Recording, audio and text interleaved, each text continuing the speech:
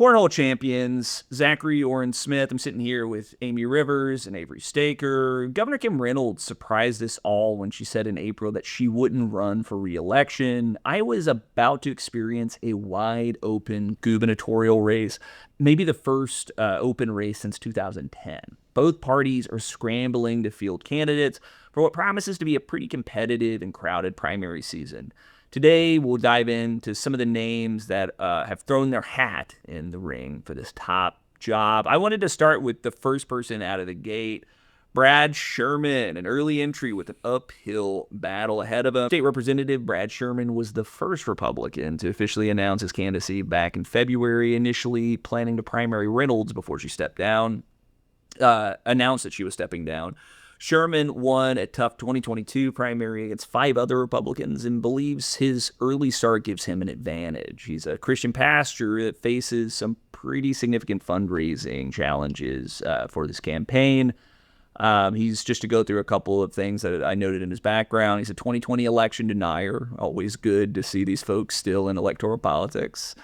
He compared COVID-19 policies to the Holocaust, so big swing. Bigness. Oh my God.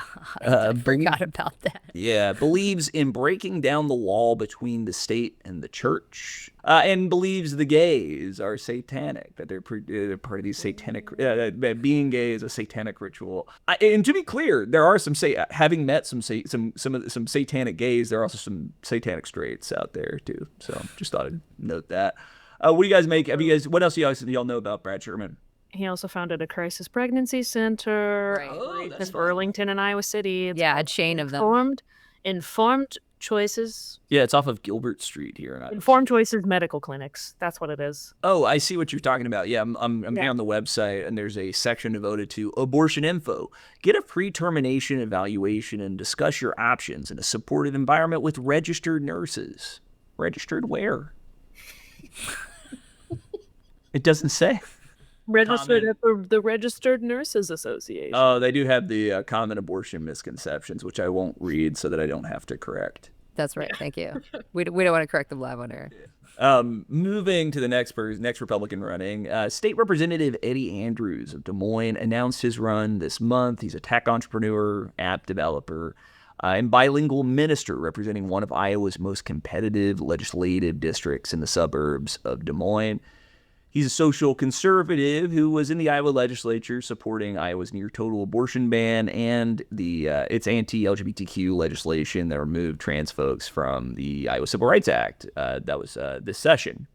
He had an interesting wrinkle here that I was going through his Wikipedia page, and there's so he was the president of .now. It's an internet service provider, and they racked up just like hundreds of consumer complaints, and so there was this huge attorney general investigation here in the state trying to look into why what was happening here. An investigation that he declined to cooperate in, which is kind of rare for folks in the space. That's still in litigation. So, yep. We'll see what comes out of that. And then he had this wild moment from a 2024 Q&A with Iowa Public Radio.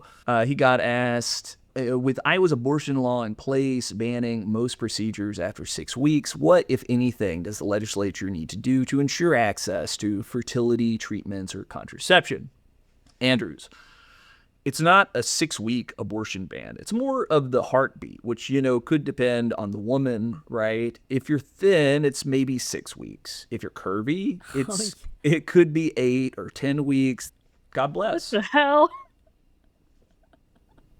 It's a wild moment. That.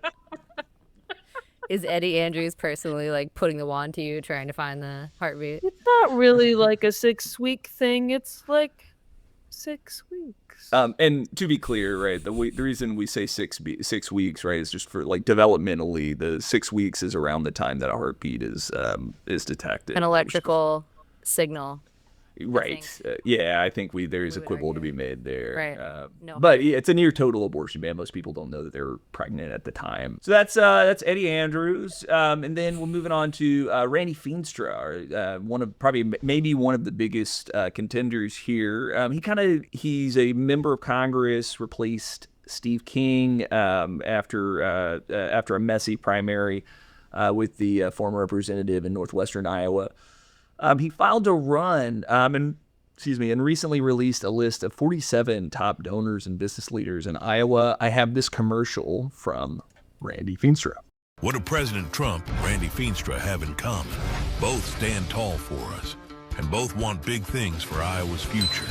That's why Feenstra backed Trump's big, beautiful bill, delivering tax cuts for families, higher wages for Iowa workers, and blocking Medicaid for every illegal immigrant Biden let cross our border. Iowa needs a Team Trump fighter to keep our economy growing. Randy Feenstra is rising to the challenge, and nobody else measures up. Randy Feenstra for governor. Did he literally have like a, there's so much wrong with that, but did he literally have like a measuring stick to show how tall he is against the barn at the end of that? He is My name's very Randy tall. Feenstra. I'm 6'4". And what is that accent? That is not an Iowa accent. You should vote me for your governor because I'm Randy Feenstra. I'm 6'4" and I love Trump.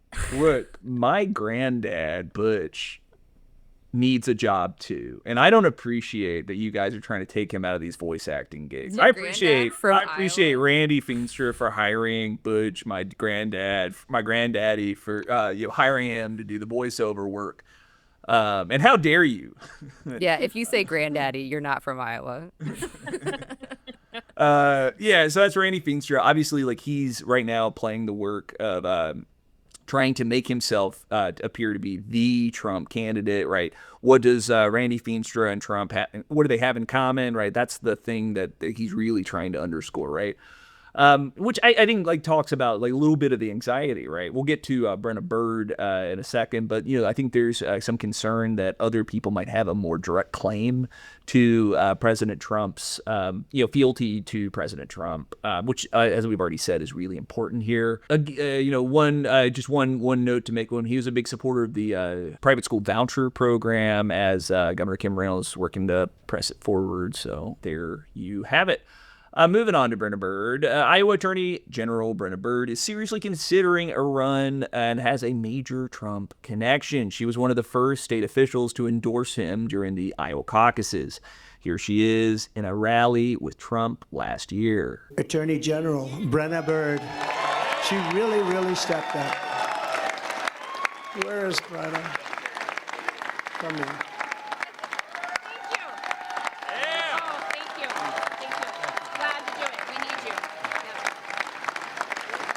She stepped up. She's going to be your governor someday, I predict. So we'll see. We'll be watching, but she really did. She broke away from the pack. He predicts she will be your governor one day. Other notes from Brenna Bird. There's another Steve King connection here. Brenna Bird was Steve King's chief of staff for a time, right? This is the famous white nationalist that Iowa sent to Congress for years. She paused emergency contraception payments for sexual assault victims for 16 months as she did an investigation into kind of its use. And she joined, she has been like part of this group, joining, federal lawsuit after federal lawsuit against the Biden administration, but she also joined a federal lawsuit to eliminate disability protections under Section 504. She also has the most hateful bob in all of Iowa. That bob used to be a lot more popular too. Like, it's fallen off. I remember Joni Ernst had the bob. I think Reynolds had the bob. But Bob's coming back, right? The bob is coming back. Not just Bob's the bob. coming back. And I predict that fuck-ass Bob could be our governor one of these days. Oh, no. I think Bird right now probably has the best chance, don't you think, of those four? I mean, like, you could make an argument for Feenstra maybe, but I think he would have to raise his profile statewide. Like, because he really didn't do a lot to raise his profile in the 4th District. He really didn't need to. Like, he was just sort of like a, one of those, votes that you knew was going to go Republican and whatever. But Brenna has been trying to, like, ingratiate herself, like you said, with Trump. And, like, she even went to New York during his trial just to stand there. Like, she's been putting in the I'm with Trump work, I think, in a way that Feenstra hasn't. And if that still works with the base, I think she's got a better shot. Yeah, I mean, I think I'm kind of with you, right? I think Brenna Bird is a better of the two is the harder working politician. But at the same time, I don't know. Randy Feenstra has been a solid vote for bills like Trump's reconciliation bill. He's really been trying to put himself out there. And, I think early money helps a lot. And, him showing up with this list of endorsers, of donors from big businesses in Iowa, maybe that matters. It'll be whatever happens. If the two go toe to toe, it's likely to be a pretty messy one. So we'll be following that matchup as we get closer, and if and only if Bird decides to throw her hat in the Oh, race. that's right. She still hasn't decided. That's right. I'll have my popcorn ready. The Democrats next. First, and this is the obvious one that you've, listener, you probably have heard. This is Rob Sand. He's the state auditor of the state. Officially launched his campaign back in May, and is the only statewide elected Democrat currently in office. Sand raised an impressive $8 million in 2024, $2 million of which he raised in the first 24 hours. So really impressive fundraising credentials, a great deal of which came from his family, which we'll talk about in a second. I did want to note, I was kind of interested in what Rob Sand is known for as a litigator, as an investigator. Given that he has this kind of high, very public role as the state's auditor. There are two cases that really stand out. One's the hot lotto fraud scandal. This was a multi-state lottery rigging scheme where a guy named Eddie Tipton, who worked for the Multi-State Lottery Association, installed malware on lottery computers to predict winning numbers for specific drawings. The case broke open when a $16.5 million hot lotto ticket purchased in Iowa went unclaimed, and surveillance footage showed someone who looked like Tipton buying it.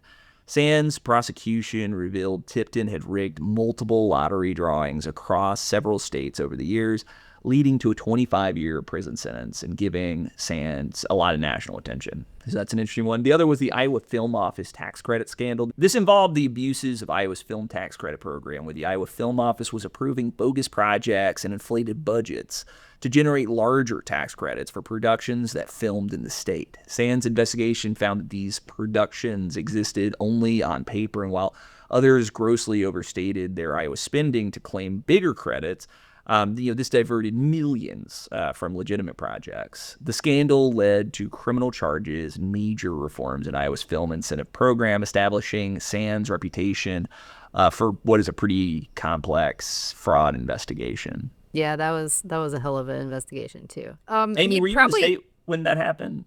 Yeah. Did you cover any of that? No, but I followed it pretty consistently. It was basically they had this great film tax credit thing, and they're like, yeah, movie productions are going to set up here. And then, not a ton did. And then they were like, oh, I guess we made so many loopholes. Right. Yeah, it was just a debacle for sure. Which, the notion behind it, I remember Mississippi did a lot of these back in the day. And, the idea is that, if you, not only is it good press, right? It's really good press for the state that we shot a movie here, that there's a big blockbuster hit that features Iowa landscapes.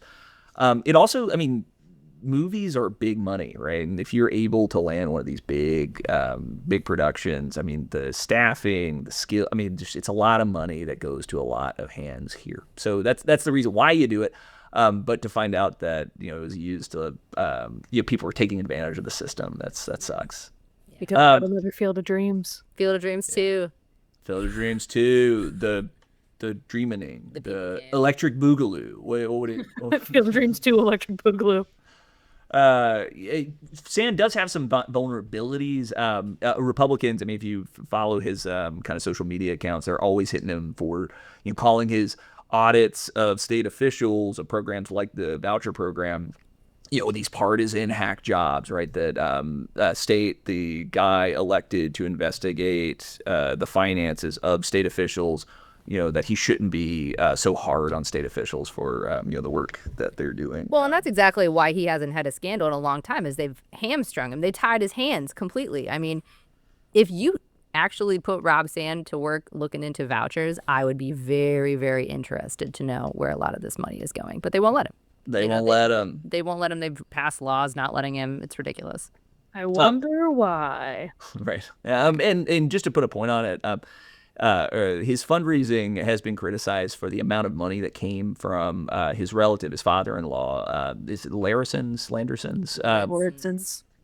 Big ag interest who put a lot of money into his son-in-law's campaign. And, I think with that comes questions of, the extent to which he's going to be held accountable. Todd Dorman had a really interesting piece in the Cedar Rapids Gazette kind of talking about the extent to which Rob is going to hold, polluters accountable for their work in the state.